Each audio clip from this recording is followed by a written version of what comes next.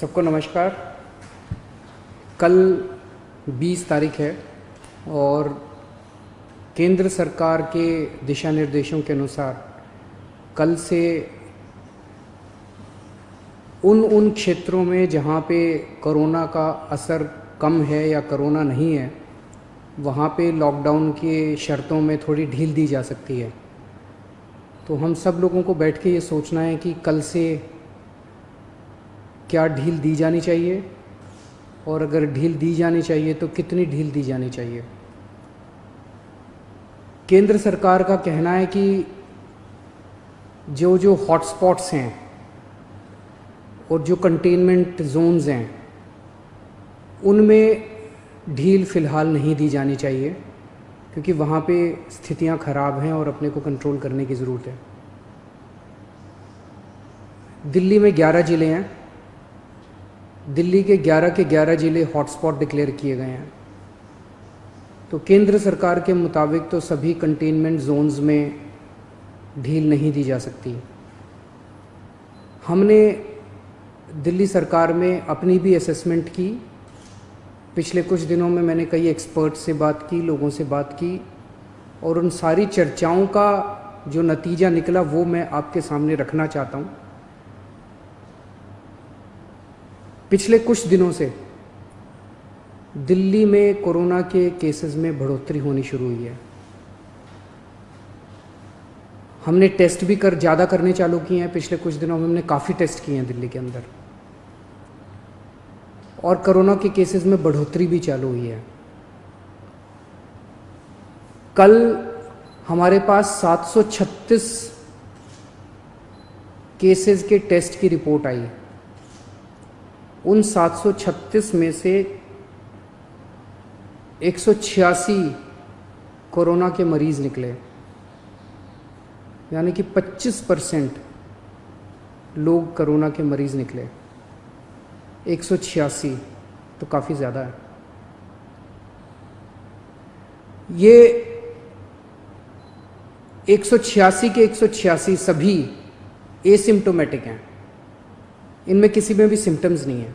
किसी को बुखार नहीं है, किसी को खांसी नहीं है, किसी को सांस की शिकायत नहीं थी। उनको पता ही नहीं था कि उनको कोरोना है। उनको पता ही नहीं था कि वो कोरोना लेके घूम रहे हैं इधर उधर।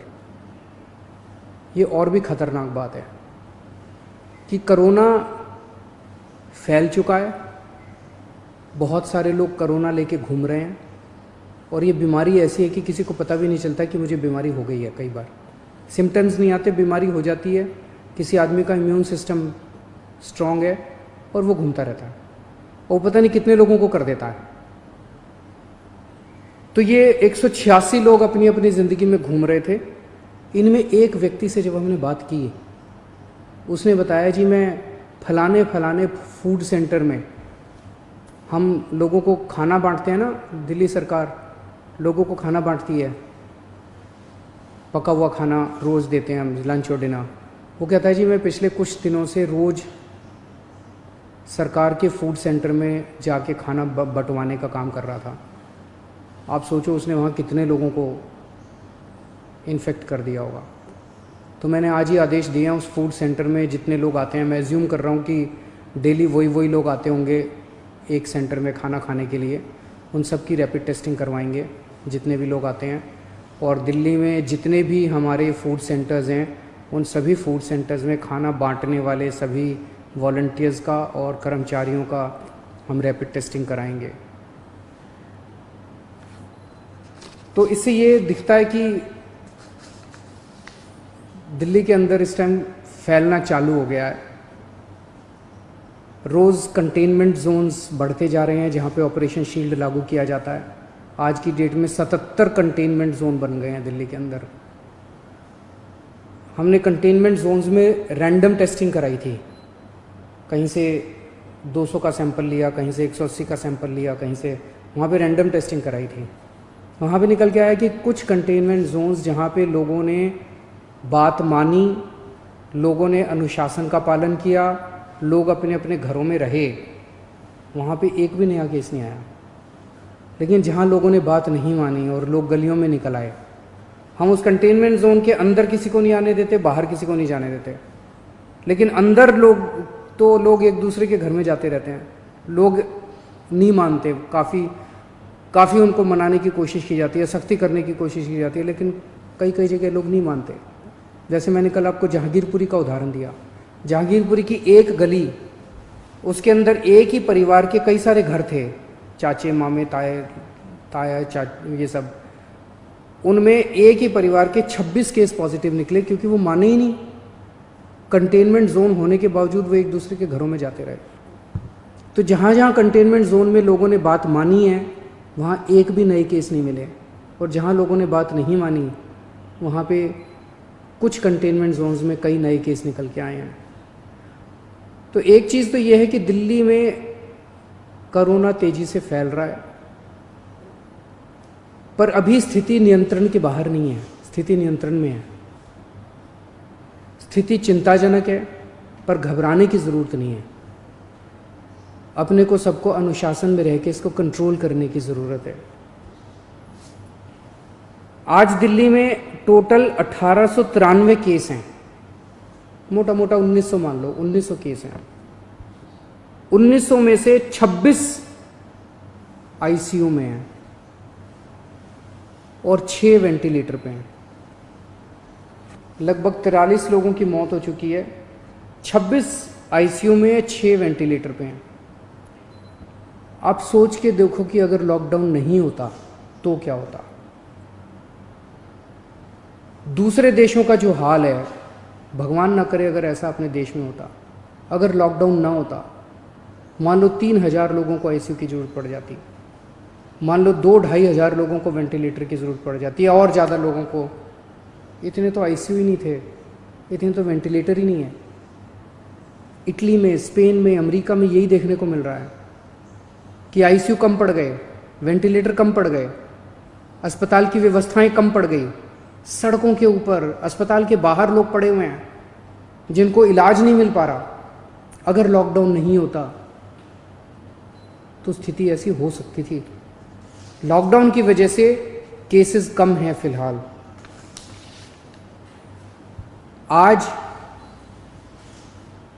दिल्ली में पूरे देश की 2% जनसंख्या रहती है, लेकिन पूरे देश के जितने कोरोना के मामले हैं उसका 12% मामले कोरोना के दिल्ली में हैं।